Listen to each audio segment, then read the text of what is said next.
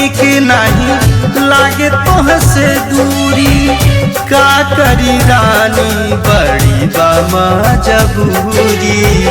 बड़ी सख्त बाड़े,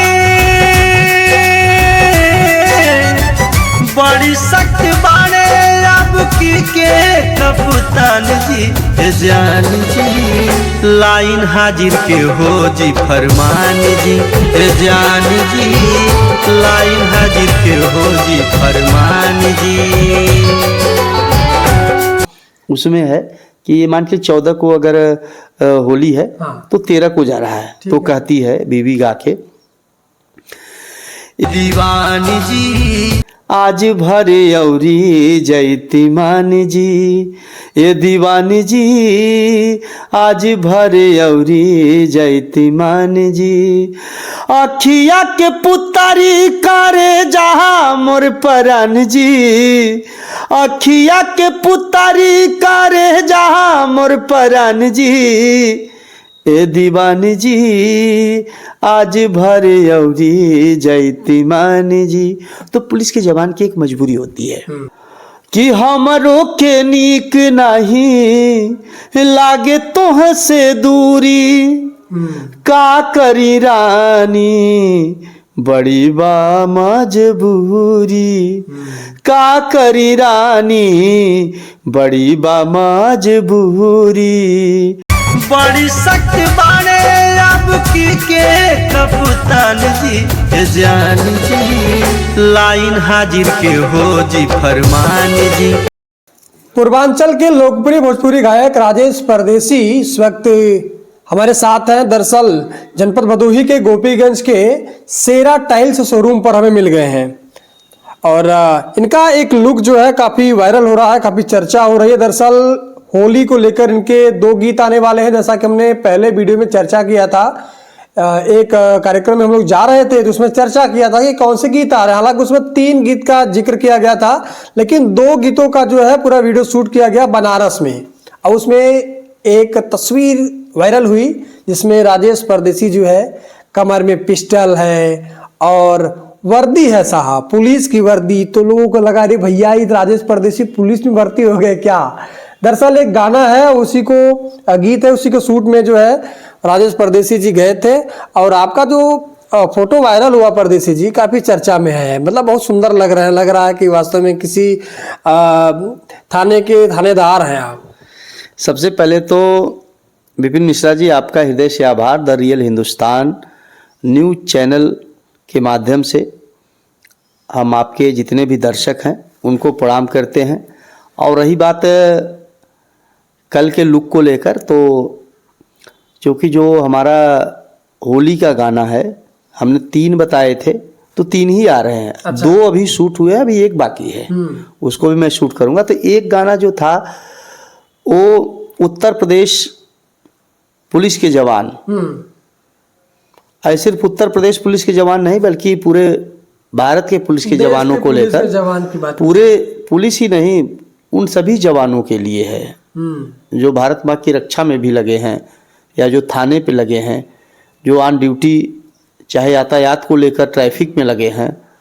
तो जब होली आता है या दीपावली आता है, कोई तीज त्यौहार आता है, तो लॉ एंड ऑर्डर की जिम्मेदारियां शांति और सुरक्षा को लेकर इनके कंधों पे हो जाती है। और आपको पता होगा कि पुलिस का जवान जैसे 14 फरवरी को होली है तो 14 फरवरी को होली नहीं मनाएगा, वो 14 फरवरी को होली पूरा भारतवर्ष शांति सुरक्षा से मनाए, इसके लिए वो होली नहीं मनाते हैं। और जब शांति सुरक्षा से होली संपन्न हो जाती है, 14 फरवरी बीते, वो 15 तारीख को मनाते हैं, एक दिन बाद। और अपने बीवी बच्चों के पास नहीं जा पाते हैं, अपने परिवार में तीज त्यौहार पे बड़ी मुश्किल से जब छुट्टी मिलती है 1-2 दिन तो बिता पाते हैं, नहीं तो ऑन ड्यूटी जो है देश की सेवा में लगे रहते हैं, आम जनमानस को कहीं से दिक्कत न हो उसके लिए लगे रहते हैं। तो हमने उनके परिवार की जो पीड़ा है, क्योंकि वर्दी के पीछे एक इंसान ही तो है, उस इंसान के पास भी दिल है, और वो दिल भी किसी न किसी के लिए धड़कता है। अपनी माँ के लिए धड़कता है, अपने पिता के लिए धड़कता है, अपने बेटों के लिए धड़कता है, अपनी बेटियों के लिए धड़कता है, अपनी पत्नी के लिए भी धड़कता है। तो ऐसा ही एक पुलिस का जवान जिसकी नई नई शादी हुई है और 10 दिन की बड़ी मुश्किल से छुट्टी मिल पाई थी, छुट्टी बीता और जो जैसे ही वो बैग उठाया और फिर ऑन ड्यूटी होने के लिए घर से निकला तो बीवी जो है उसकी रोकती है कि अरे अभी तो सामने होली है। किस तरह रोकती है, थोड़ा सा कोई बोल बताइए। हाँ, उसमें है कि ये मान के 14 को अगर होली है हाँ। तो 13 को जा रहा है, तो कहती है बीवी गा के, ए दीवान जी आज भरे औरी जयती मान जी, ए दीवान जी आज भरे औरी जयती मान जी, अखिया के पुतारी करे जहाँ मोर परान जी, अखिया के पुतारी करे जहाँ मोर परान जी, ए दीवान जी आज भरे औरी जयती मान जी। तो पुलिस के जवान की एक मजबूरी होती है, पुलिस का जवान क्या कहता है? अनुशासन जो होता है कि अगर आपको 10 दिन की छुट्टी मिली तो 11वें दिन आप ऑन ड्यूटी हो जाइए, नहीं तो आप पे कार्रवाई बड़े अफसर कर देंगे। तो पुलिस का जवान जो अपनी बीवी से जवाब देता है, क्या जवाब देता है? जो पुलिस का जवान है वो अपनी बीवी से बड़े निवेदन भरे स्वर में कहता है कि हमरो के नीक नहीं लागे तोह से दूरी, का करी रानी बड़ी बा मजबूरी, का करी रानी बड़ी बा मजबूरी, बड़ी सख्त आइल बाड़े अब की कप्तान जी, बड़ी सख्त आइल बाड़े अब की कप्तान जी, ए जान जी लाइन हाजिर के हो जी फरमान जी, ए जान जी लाइन हाजिर के हो जी फरमान जी। चूँकि मैं उत्तर प्रदेश पुलिस विभाग से काफ़ी नज़दीक रहा हूँ यातायात नियमों को लेकर, आप देखते रहते हैं कि मैं हेड सुरक्षा के लिए हेलमेट ज़रूरी है, यातायात माह जब चलता है तो मैं पूरे माह का पूरा कार्यक्रम पूरे माह पुलिस के जवानों के साथ ही गाता रहता हूँ। तो मैं उनके सुख दुख को भली बात समझ पाता हूँ, उनके दर्द को पीड़ा को समझ पाता हूँ। इसलिए हमने इस बार होली में रंग उमंग उल्लास के साथ साथ उनके परिवार की पीड़ा भी हमने गीतों के माध्यम से अपने गीत शूट किया है, उसमें मेन रोल में आप ही नजर आ रहे हैं। जो वर्दी वाली तस्वीर वायरल हो रही है, इसका सच्चाई है कि ये वीडियो शूट के दौरान क्या है? हाँ, ये जो आप देख रहे हैं कि कमर में पिस्टल है, तन पे वर्दी है और आपको लग रहा था कि फोटो जो वायरल हो रही है आखिर किस मकसद से ये शूट किया गया है, तो ये जो है इसका बस इतना सा मकसद है। परदेसी जी थोड़ा सा शूट किया। हाँ ठीक है, ये तो पीड़ा आप बता रहे हैं लेकिन बड़ा स्मार्ट उस फोटो में लग रहा है थानेदार टाइप के हैं।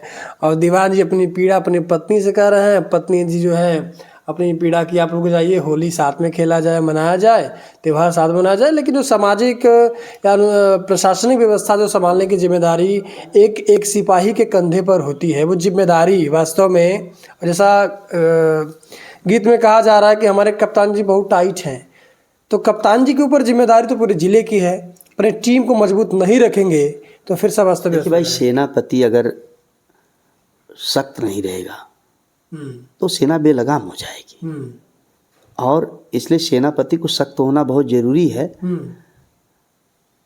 ये बात सेनापति को भी पता है और उस जवान को भी, सेना को भी पता है।